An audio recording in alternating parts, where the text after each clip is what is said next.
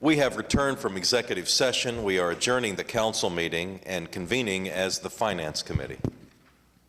And up is Doug Dollar again to talk to us a little bit about our CIP.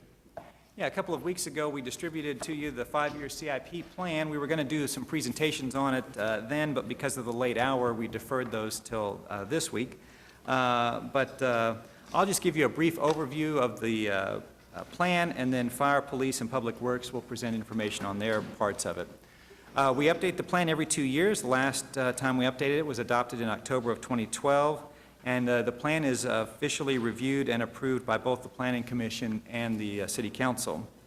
There's a number of sources that identify the capital projects in the plan, from the authorized GEO bond program, department business plans, special studies such as the Parks Master Plan, and those are all informed by citizen survey and the council priorities.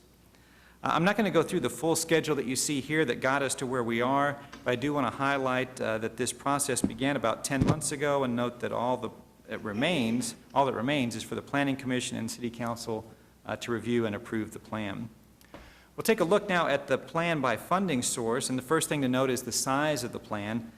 For the total for all projects in the plan is $2.8 billion. The second thing I want to note is that the chart on this slide shows the broad funding categories. And if you want more detailed information, that can be found in the book near the back in page 335. So as we look at this chart of where our funding comes from, you'll see that the largest portion is from trust funds at 47.3, and Water Utilities Trust is the largest in that source at just over $1 billion. Special tax funds are at 25.1%, or the second largest contributor, with MAPS 3 being the single largest piece of that slice of the pie. GEO bonds account for 12.3%, or $348.5 million. And the unfunded portion makes up 9.3% and includes projects such as the public safety radio system upgrade, several parks and riverfront projects, as well as the police and fire fleet replacement beginning in FY18. As we look at the 5-year plan by function, the chart and the numbers behind it are on page 334 of the 5-year plan. Public services is the largest function at 62%. That's $1.7 billion, and that's projects in public works, airports, water and wastewater utilities. Culture and recreation at $802 million, or 28.3%, includes parks and recreation, fairgrounds, zoo, riverfront, MAPS 3 projects, civic center, and golf courses. Public safety is just 4.3% at $122 million. That's things like the police and fire fleet replacement, new police headquarters, and courts complex as well. And then general government, our second smallest piece at 4.9%, is comprised of our general fleet replacement, technology, and capital maintenance on city facilities. The last breakdown that I want to give you here is by project type. Again, this is over the next 5 years. Utilities projects make up the biggest piece at 37%, $1.1 billion. Facilities projects are the second largest at 33.7%. And of that, MAPS 3 projects are $350.4 million, and airports projects are $312 million. Those are the two largest categories within our facilities category. When you put together those non-utility infrastructure categories, that's bridges, traffic, streets, drainage improvements, they total to 10.1%, or $283 million. Streets, again, being our #1 priority, is the largest piece of that at 8.6%. And then community enhancement represents 11.8%, or $331 million of the total, includes several MAPS 3 projects, parks and recreation, and riverfront redevelopment projects. The schedule for the next several weeks includes consideration by the Planning Commission with a target for adoption by the Planning Commission on September 25th. Departments will be making presentations today, and in 2 weeks, departments will be presenting today and in 2 weeks, and then council adoption is targeted for October 24th. So that's kind of a quick overview of the plan, and then we've got Fire, Police, and Public Works to present as well. I'd be happy to answer any general questions you have about the plan. And if not, we'll bring up Fire. Okay.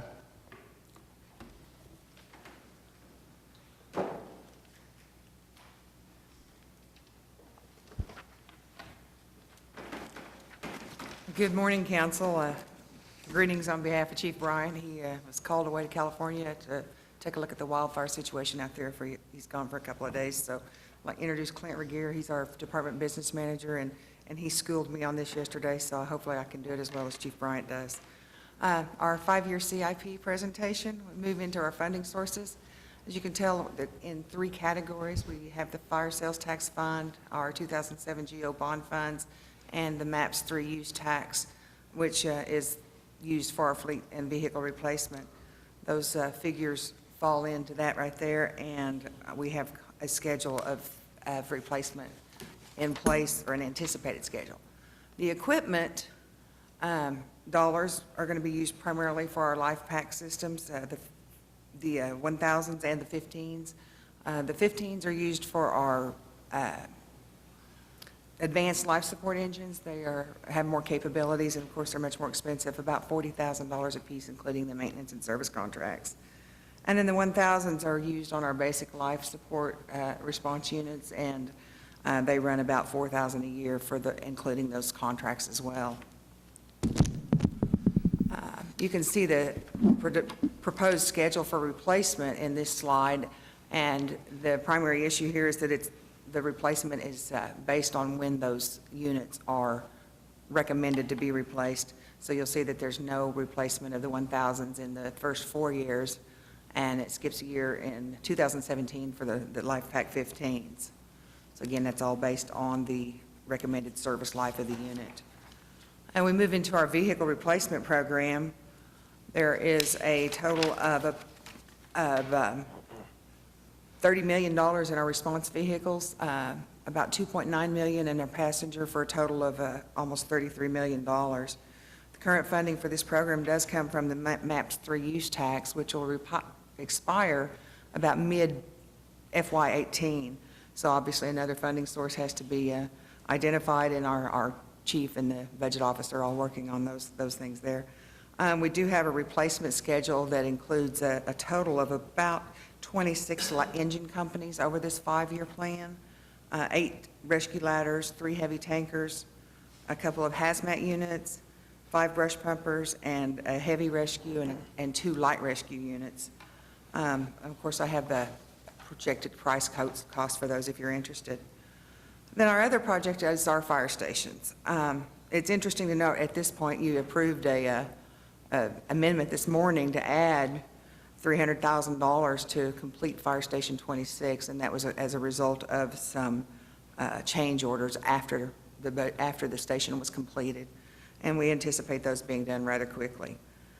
But the problem, it's not a problem, but you build a fire station, you got the construction cost, but there's so many other costs involved to open that fire station. You have to have the alerting system, and you have to have furnitures and fixtures and appliances and sleeping quarters and what have you, extractors to take care of the bunker gear as required by NFPA standards, air cascade systems to keep their air bottles full, and backup generators. I mean, those people tend to go there when the power is out.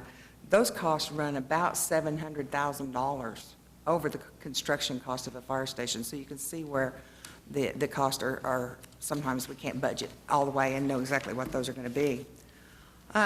We have 3 or 4 stations in progress for the next 5 years. Station 21 and Station 29 have already been, the architects have been selected, and we're working with Public Works and the architect to gain the best cost possible for those projects. Station 21 is a rebuild, and it's located on Southwest 29th now at Independence, and will be moved slightly to the east on the east side of I-44 and west of May Avenue. It'd be right next to that Parks Department facility, and that would be coming up very soon as well. Station 29 is to be a brand-new station. It's going to be in the southeast part of the city, located on 164th between Midwest Boulevard and Air Depot. Again, those architects have been selected, and we're working with them in Public Works. Station 23 will be the next one. That's the rebuild as well. Station 23 is currently located just north of Southeast 29th and Eastern. That station will be rebuilt adjacent to the lot just south. It's going to be right there on the same corner. There's a bit of a change to this station in that we're going to be adding an extra bay because we'll be moving that district chief for that area out to that station.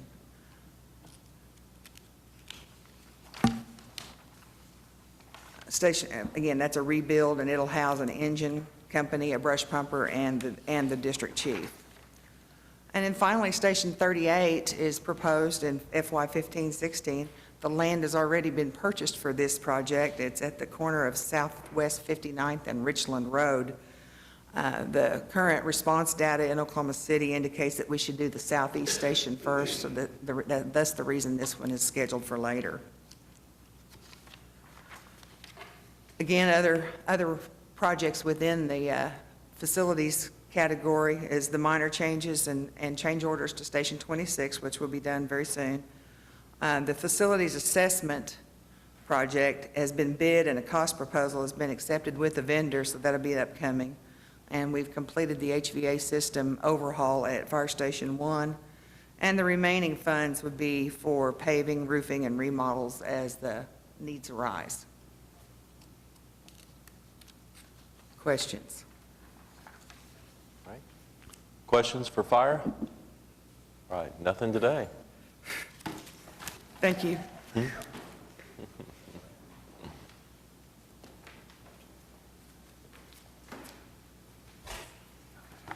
Good morning. I'll be presenting the capital improvement plan for fiscal year 2015 through 2019. Lieutenant Dan Stewart is here works out our planning research, is here to support me. Okay. Our capital plan by fiscal year, you can see where in 14 and 15 you see the largest amount of $54 million. That dollar amount primarily includes helicopters, vehicles, headquarters, Southwest Station, some building improvements. So it's the largest year there where it shows funding. A summary of projects. You can see that police headquarters, courts complex, and equipment are the largest amount in that summary of projects. Equipment there includes cars, trucks, vans, motorcycles, helicopter, special projects, vehicles, and others. So that's why it's so large. And obviously police headquarters and courts. I think only about $3 million out of the police headquarters and courts complex, so that number is for the construction plans for the courts is taken out of that. Projects by funding, you can see where the use tax makes up 45% of that. And again, it's primarily, in that dollar amount, it's primarily going to be funding for the headquarters and for vehicles.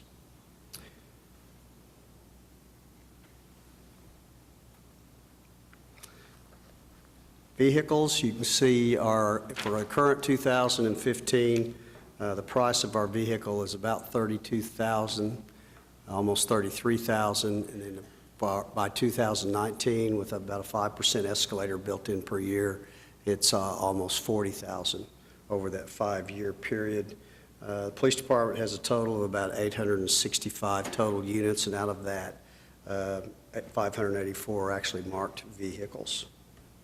Now that number does not include equipment, computers and additional equipment amounts to about 8,000 more over that dollar amount.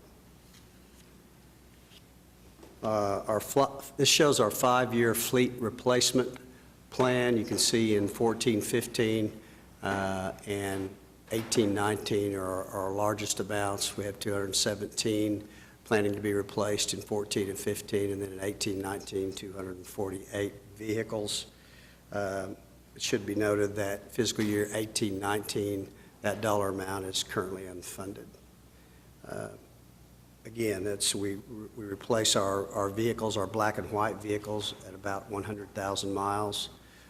Usually it's a little over that. Some vehicles we keep over that mileage if they're unmarked and they haven't been driven very hard. And then it just varies depending on the years after that we've had the vehicle and the maintenance costs on that.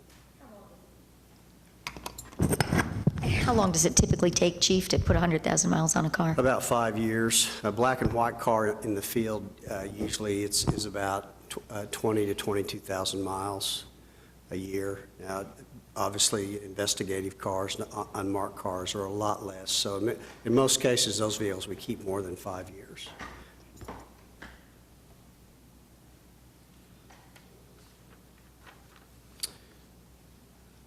police helicopter 5-year plan. We have the 2 new helicopters. We don't have them yet. We have one that's ready. We should be picking up here in September. You can see for 14 and 15, there's no cost either for maintenance or replacement because we've already met those costs. In 15 and 16, you're going to have some minor maintenance. I mean, all the costs here that you see each year are going to be primarily for maintenance, and you can see in 16 and 17 when anticipated first overhaul of our new helicopter will have to be made. If you put, it's usually 4,000 miles right now on a helicopter before you have to do a major overhaul that's required. With the new helicopters, those miles may go up. They may rate it a little bit higher where we can fly it a lot longer before that maintenance is done, but that's pretty expensive to have it done. So you can see what the costs amount to in that case. Our Hefner and Spring Lake briefing stations, we've got $375,000 set aside for each of those stations. These are our older stations. We've expanded, we've changed some functions in both of those divisions. Impact is one of them. We've had Impact for a long time, but we really don't have sufficient office space. So we're going to do some renovations to both of those divisions to be able to accommodate additional offices. Our new police headquarters, it's looking more and more like that all the time. They're putting brick up right now. Do they have a picture of the next slide? Is that a little bit? There you go. And it's actually a little bit further along than that. You can see brick on the lower half. There's brick on actually the west side and actually on the south side. And they're starting to brick the front of that. I think they've already ordered the glass, so they're trying to get it sealed off. So if the bad weather comes, they can do most of their work inside at that point. So it's exciting. It's gone up. It's on schedule. It's gone up on time, and the space inside looks really looks nice. So I know a lot of officers are looking forward to it. New Southwest briefing station. It should be complete here in September. I mean, it's almost completed now. If you've driven out there, there's some landscaping. There's a few other things out front they're going to have to do, but everybody's pretty pleased with the facility. And like I say, it should be done in September. And that's the presentation. If you have any questions. All right, questions for the police chief? Thank you. Bill, thank you. And Public Works.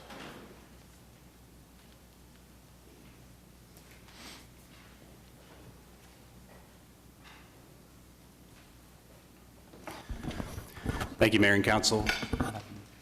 Presentation that we have today is the Public Works Department CIP for 2015 through 2019. I think just as an introduction to Public Works and really part of our budget presentation. We're a department of about 400. We've got 6 divisions, predominantly streets is our largest division, and so a lot of the presentation you're going to see is going to revolve around streets, and of course that also follows with one of our council priorities, improving public streets and the quality of our city streets. Thanks goes to J.C. Reese and also Paul Bronson for helping us get our presentation together today, so thank you to both of them. If you look at our fiscal year plan, you'll see the next 5 years, you'll see the total is $365 million. There's going to be several slides that I'll show you that kind of break that down both by project and by fund. Next slide.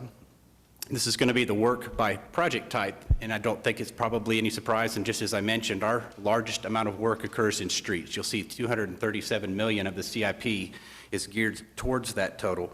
The next would be our facilities. You'll see that in the upper left-hand corner at $79.5 million.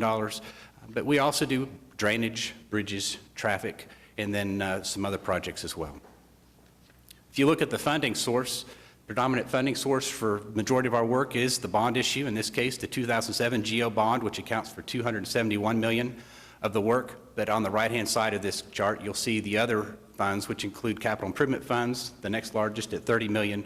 You'll see PPA, unspecified, which are just some miscellaneous, it could be donations and other funds, stormwater, utility fees, street and alley, and the rest of the breakdown. So as we look at the number of projects, again, street widening and resurfacing are the top two, but we also have intersection traffic control, streetscapes, drainage, bridges, and also facilities. So on these next series of slides, as we look at that $365 million CIP, I'm going to give you a few examples and also show some location maps that are going to show you a lot of those projects, in the various wards. So looking at this first map, these are the 2,000 GO bond issue projects in that next 5-year CIP. You're going to see those noted throughout the city. So when we look at that GO bond, there's a lot of work, north, south, east, and west, but there's usually several projects in each of the individual wards. This is an example of one of those. This is Eastern Avenue.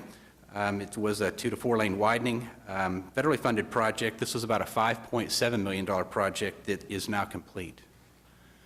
This is Portland Avenue near the Will Rogers World Airport, Southwest 74th to Southwest 104th. This work is still underway. It is being constructed in 2 phases, but obviously it's repairing and replacing a lot of existing infrastructure that's on the east side of the airport. Looking at our resurfacing locations, you're going to see there's several that are here. This is predominantly the general fund resurfacing. As you'll recall, the prior 3 years, there was $8 million allocated by the City Council, $1 million per ward, and this is what accounts for each of those projects. So this is $24 million total. The different colors, the green is 2011, the blue is the 2012 projects, and the red is the 2013. And looking at some of those, you'll see a lot of these different residential and other resurfacing projects. This is Northwest 13th. This is neighborhoods on 16th. And then there were other projects like on Hudson. But again, there were similar work just throughout the city in various locations of a lot of resurfacing that was not a part of the bond issue. When we look at intersection and traffic control, there's a number of projects, predominantly the ITS program. So this is the intelligent traffic control. This is the upgrade of more than 750 signalized intersections in Oklahoma City, all wards on all areas. What you see in the lines are the 18 corridors. And again, these are those commuter corridors where we've been able to synchronize those lighting systems to shorten the time that it would take to commute to Oklahoma City. This is what that work looks like in the field. Obviously, the cabinets, which are apparent on each of the intersections that have a lot of the hardware, we didn't actually replace the cabinets or the lighting, but we replaced a lot of the systems inside those cabinets. So they're modernized, they're wireless communication, so we do have the ability to communicate with them here downtown. We have the ability to actually program them as well, but it's allowed us to do a lot of new things with the software and the hardware that's been added. This is a project that will actually finish with all intersections in 2015. This is an example of one of those intersections at Northwest 164th and Penn. Complete improvements. This also included some sidewalks, ADA access, and other things, but it did have the ITS components included in it. Total cost of this intersection was about $3 million. Moving on to our streetscapes projects, this is predominantly Project 180. I know we've made presentations on this in the past, but looking at this, we've got our map on the right that again shows the various locations. The blue designates the completed projects. The ones in yellow, brown, and red are those future works. We still have 2 small packages to bid. The work is significantly underway in downtown. Progress is being made, but we will be finishing the bidding of these projects in early 15 with completion in 2016. These are just some examples of some of the before and afters, and obviously when we look at the right-hand photo, enhanced streets with crossings, amenity zones, benches, new signal lights, new street lighting, pedestrian lighting, and other items. This is what it looks like during construction, and I know that we're being, this is something that we're more familiar with, but you see that we have converted to being able to separate the pedestrian zones from the work zones with the barrier walls. Those have been well received in downtown. It's allowed us to maintain active pedestrian access to all those businesses. But again, we're working through those segment by segment and opening those up as quickly as possible.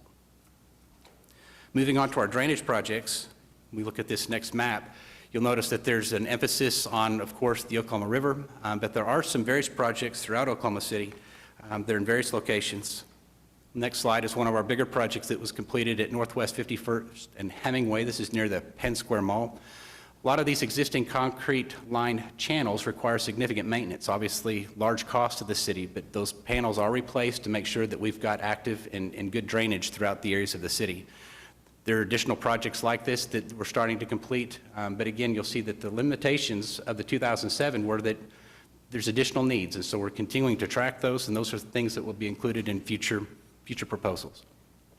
Moving on to the bridge projects, and there's a number. You'll see that these are throughout Oklahoma City. And a couple of examples. This is the Douglas Boulevard Bridge. What you see on the left-hand photo is an erosion of the abutment that's holding up the right end of that bridge, and you can see the completed work in that right-hand photo. So we're constantly providing bridge maintenance like this.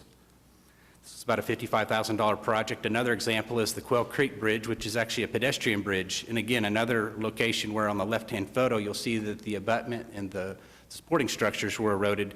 You can see the repair work that was done here on that right-hand photo. That work is also complete. So the last category of work in Public Works CIP is the building projects, and there's a number of these that Public Works acts as project manager on each. These are the locations. Now, we do work on fire, we do work on police, parks, and also city libraries. And these are some similar photos to what Chief City just showed you at the police headquarters. These were some of the renderings of that work of the new police headquarters that's well underway to be completed in 2015. These are some of those earlier construction photos showing a lot of that structural steel going up, but obviously today a lot of progress has been done. The skin is going onto that building with a lot of the brick veneers and some of the finishes. Fire Station 26, which is in southwest Oklahoma City, southwest 119th and Rockwell, recently opened. This is another project that was just completed. Some of the interiors showing the equipment room there and some of the workout facilities for the firefighters. Lincoln Park Clubhouse, which had an agenda item on council today, 4001 Northeast Grand Boulevard. This work is also proceeding very quickly. Again, as mentioned, it's expected to be open in December of this year.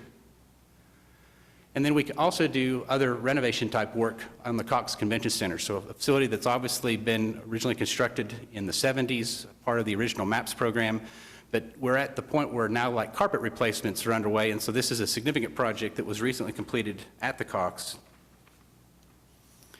And with that, that wraps up my presentation. I'm happy to answer any questions that you might have. All right, questions for Eric? All right, Eric, thanks. Thank you. Any other comments or questions on the Finance Committee? Comments from you? Yes, sir. All right, we're adjourned. Thanks, everybody.